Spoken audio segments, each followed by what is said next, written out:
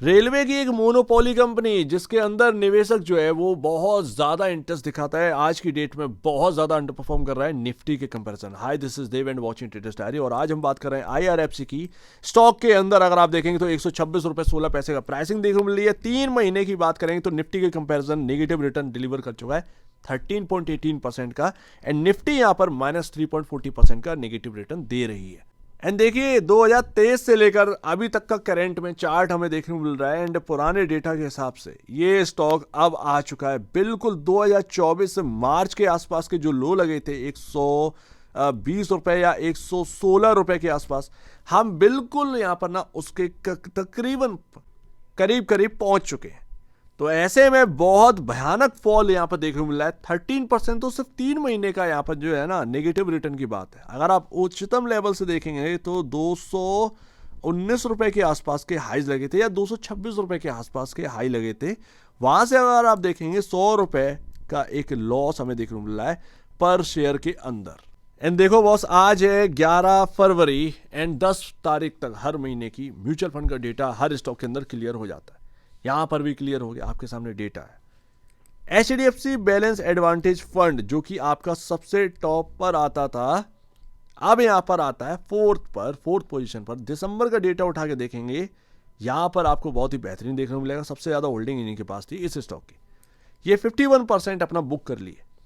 ये आधी अधूरी बात।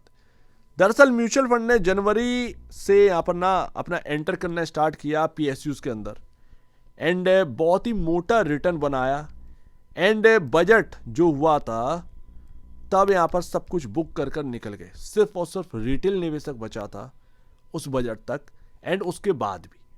तो यहां पर मोस्टली जो म्यूचुअल फंड की स्कीम्स आपको देखने को मिल रही हैं जिनके पास थोड़ा बहुत यहां पर जो है ना IRFC का स्टॉक है, वो सब बचा कुचा होल्डिंग 78.64 करोड़, 64, 54, 51 ये वैल्यू देखने को मिल रही है।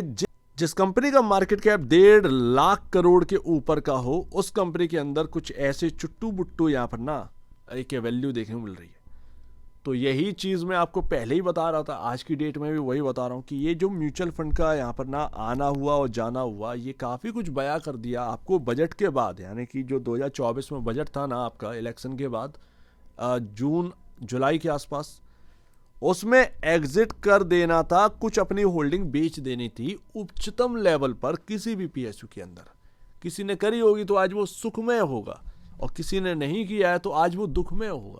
एंड जहां तक बात है FIS की होल्डिंग, लोगों का मानना था हाई ग्रोथ डिलीवर करेगा, अभी तक वो हाई ग्रोथ आई नहीं है। एंड म्यूचुअल जो FIS की होल्डिंग है वो 2 साल के निचले स्तंभ पर है।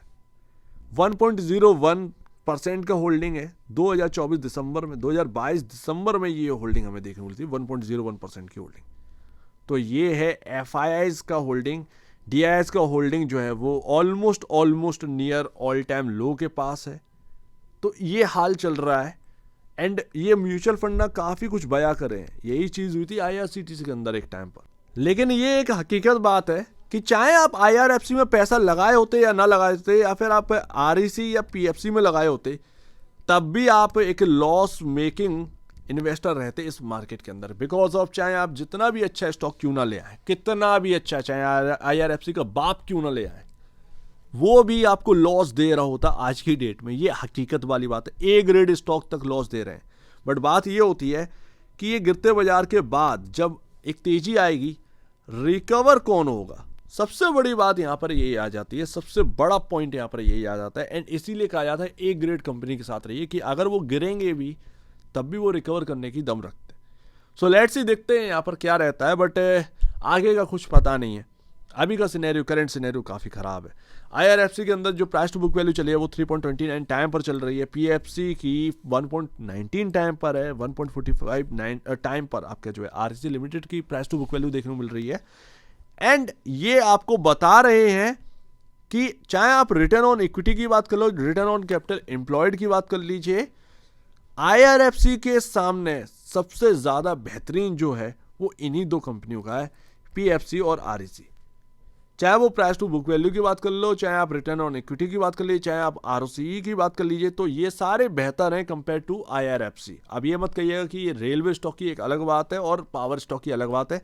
सभी फाइनेंस टर्म लैंडिंग के अंदर आते हैं, सभी पीएसयूज हैं। लेकिन सच पूछे, मैटर ये नहीं करता कि आप क्या लिए, मैटर ये करता है कि कितने लॉसेस में हो। तो यही बात है, चाहे आप आईआरएफसी लिए होते या आरईसी पीएफसी, सभी के सभी धड़ाम है आज की डेट में। तो अफसोस वाली बात नहीं है कि मैं आईआरएफसी के अंदर, मैं पीएफसी के अंदर क्यों नहीं, आरईसी के अंदर क्यों नहीं, वो अफसोस वाली बात तो है ही नहीं। एंड लास्ट, तो देखिए बॉस, यहाँ पर ना हमारे सामने बहुत ही इंपॉर्टेंट क्रूशियल लेवल थे, उससे भी नीचे आ चुके हैं। 132 का लेवल जो है वो हमने ब्रीच कर दिया, हम आ चुके हैं 126 पर। यहाँ पर हमारे सामने एक इंपॉर्टेंट लेवल था, असल में वो इंपॉर्टेंट लेवल ध्यान रखिएगा 116 रुपए का जो अपन को देखने को मिल रहा है ना, ये आधी अधूरी कहानी। तुम देखोगे तो ये जो ट्रेंड लाइन चल रही थी, जो कि मैंने आपके सामने बना दी थी बहुत लंबे टाइम पहले, वहीं से सपोर्ट लिया, तो वहां पर ट्रेंड लाइन थी। क्या आज की डेट में हमारे सामने वो 116 रुपए का लेवल हमारे लिए मजबूत लेवल बनेगा? देखते हैं। बट यहां पर एक गैप है, ये गैप है 112 रुपए तक का। अगर फिल करना ही है ना बॉस, ये गैप फिल कर सकता है, पॉसिबिलिटी बनती है। लेकिन ऐसा नहीं है कि 112 पर ये रुक जाएगा, थम जाएगा, नहीं।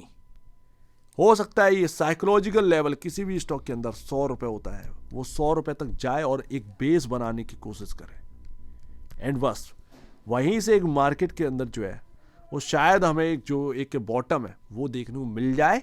एंड शायद इस स्टॉक के अंदर भी बॉटम देखने को मिल जाए। तो अगर कोई नए इन्वेस्टमेंट करना चाह रहा हो, मेरी वीडियो देख के नहीं पहले से ही बैठा हो, वो इन्वेस्टमेंट करने के लिए देख रहा हो कि मैं सही वक्त क्या निकालूं आईआरएफसी के अंदर, तो मेरे हिसाब से ये गैप की जगह सबसे बेहतरीन है 112 रुपए के आसपास।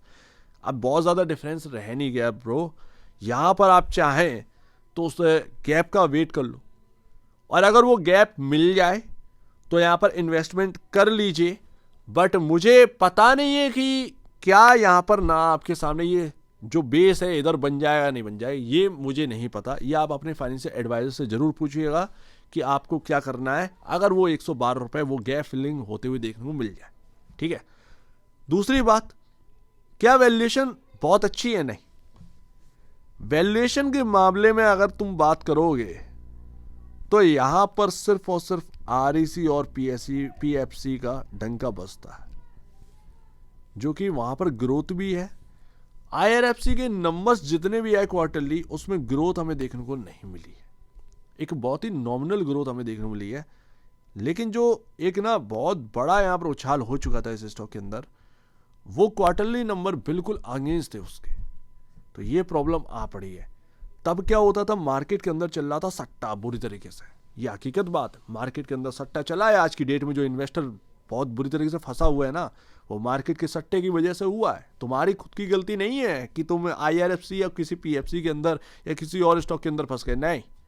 वो जो सट्टा चला ना, उसने सबको यहाँ पर जो है ना ले लिया हाथों में, ये बात यहाँ पर आ जाती है। तो तुम्हारी कोई गलती नहीं है, बस जो गलती है वो सट्टे की है, जो कि इस मार्केट के अंदर चला है। लार्ज कैप के अंदर मार्केट को किस तरीके से चलाया, 10 दिन तक चले जा रहे हैं, पता ही नहीं चल रहा, रोज गैप अप हो रहे हैं, स्टॉक में 10% का अपर सर्किट लग रहा है, कुछ समझे में नहीं आ रहा मार्केट कहाँ जा रहा। तो ये सब वो फॉल्ट है। आज की डेट में वही सारी चीज़ें जो है ना वो देखने को मिल रही हैं खराब। तो बस इतना ही है। सो उम्मीद है काफ़ी कुछ आपको समझ में आया होगा। मुझे तो बॉस यही दिख रहा है कि 112 के आसपास एक गैप है, शायद वो गैप फिल करने के लिए ये स्टॉक आए तो ही एक इन्वेस्टमेंट के लिए आगे बढ़ सकते हैं, क्योंकि ऊपरी ओर से बहुत बड़ा हम डिस्काउंट देख रहे हैं इस स्टॉक के अंदर। ये बात यहाँ पर समझ में आती है। एंड शायद ये स्टॉक 100 रुपए से 112 रुपए के बीच में ये एक बेस बनाने की तैयारी के। 100 रुपए काफ़ी साइकोलॉजिकल लेवल होता है, लेकिन अगर वो 100 रुपए भी टूटता है ना, ध्यान रखिएगा 10% का और करेक्शन यहाँ पर जो है ना आ सकता है। तो वो अपना जो भी है फाइनेंशियल एडवाइजर से पूछ के करिएगा। जो लोग होल्ड कर रहे हैं वो क्या करें भैया, फाइनेंशियल एडवाइजर से पूछ के करिएगा। जो नया इन्वेस्टर बनना चाहता है वो मैंने आपके सामने रखा ये गैप वाली बात, वो अपने फाइनेंशियल एडवाइजर या ब्रोकर से पूछकर जो है क्या करना है वो करिएगा। सो उम्मीद है काफ़ी कुछ आपको समझ में आया होगा। एक बार निवेश से पहले या बेचने से पहले अपने ब्रोकर एडवाइस से जरूर सलाह लीजिए। खुद की स्टडी करेगा, उससे बेहतर कुछ भी नहीं है, खुद की स्टडी ही मस्ट है। तो आप दीजिए मुझे वीडियो देखिए। वो तो धन्यवाद दोस्तों।